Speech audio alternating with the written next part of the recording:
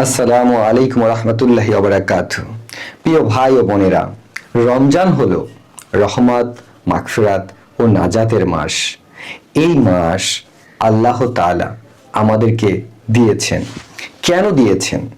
নিজেকে শুদ্ধ করার জন্য, মাফ করানোর জন্য এবং জান্নাতের পথে এগিয়ে যাওয়ার জন্য। আমরা জান্নাতে যেতে চাইলে এই রমজান মাসকে আমাদের অবশ্যই কাজে লাগাতে হবে।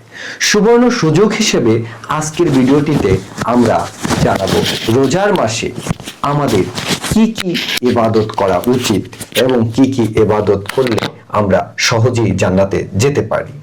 সঠিক নিয়মে, সঠিক নিয়তে রোজা রাখা। রোজার প্রথম ও প্রধান ইবাদত হলো সঠিক নিয়তে রোজা রাখা।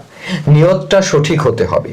রোজা শুধু না খাওয়া বা না পান করার নাম নয়, বরং চোখ, কান, জিহ্বা, মন সবকিছুকে গুনাহ থেকে বাঁচিয়ে রাখা। মিথ্যা কথা, গীবত, ঝগড়া, বিবাদ থেকে নিজেকে দূরে রাখতে হবে। কারণ রোজা আমাদের ধৈর্য ও তাকওয়া শিক্ষা দেয়, তাই এটা অর্জন করতে হবে। আমরা 5 ওয়াক্ত নামাজ ও তারাবি রমজানে অবশ্যই পড়তে হবে। এটার গুরুত্ব অনেক বেশি। জামাতের সঙ্গে পড়ার চেষ্টা করা খুব জরুরি এবং খুব গুরুত্বপূর্ণ। এছাড়াও তারাবির নামাজ রমজানের উল্লেখযোগ্য একটি ইবাদত, এক বিশেষ নিয়ামত। তারাবির মাধ্যমে আমরা আল্লাহর কাছে পুরোটা পড়তে পারেন না, কোরআন পড়তে পারেন না, তারা যতটুকু পারেন ততটুকু আদায় করুন। তারাবির নামাজ বাদ দেয়া যাবে না। আল্লাহর চেষ্টা দেখেন, পরিমাণ নয়। কোরআন তেলাওয়াত ও বোঝার চেষ্টা, এই ইবাদতটা কিন্তু অত্যাধিক গুরুত্বপূর্ণ। রমজান হলো কোরআন নাজিলের মাস। এই মাসে আল্লাহ পাক এই পবিত্র কোরআনকে নাজিল করেছে। প্রতিদিন কিছু সময় কোরআন তেলাওয়াতের জন্য নির্দিষ্ট করুন এবং কোরআন পড়ুন। শুধু পড়াই নয়, একটু করে অর্থ বোঝার চেষ্টা করুন। বেশি না পড়ে অল্প পড়ুন, কিন্তু বুঝে পড়ুন। কারণ কোরআন আমাদের জীবনের পূর্ণাঙ্গ পথ নির্দেশনা।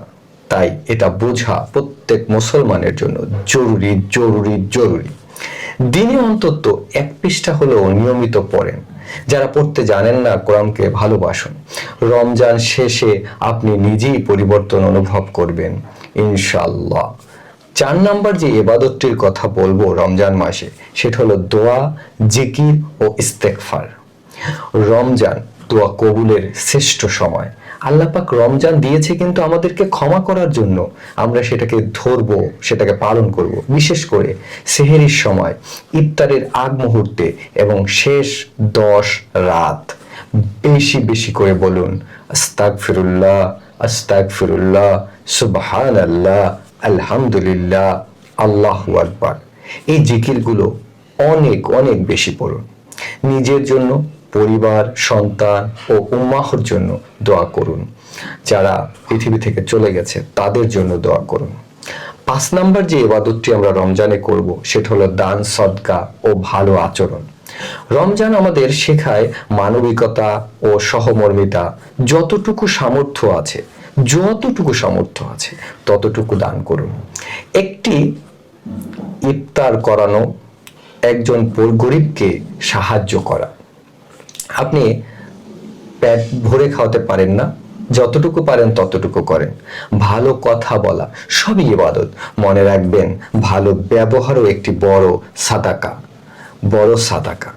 অন্যকে সৎ পরামর্শ দেওয়াও কিন্তু একটি সাদাকা।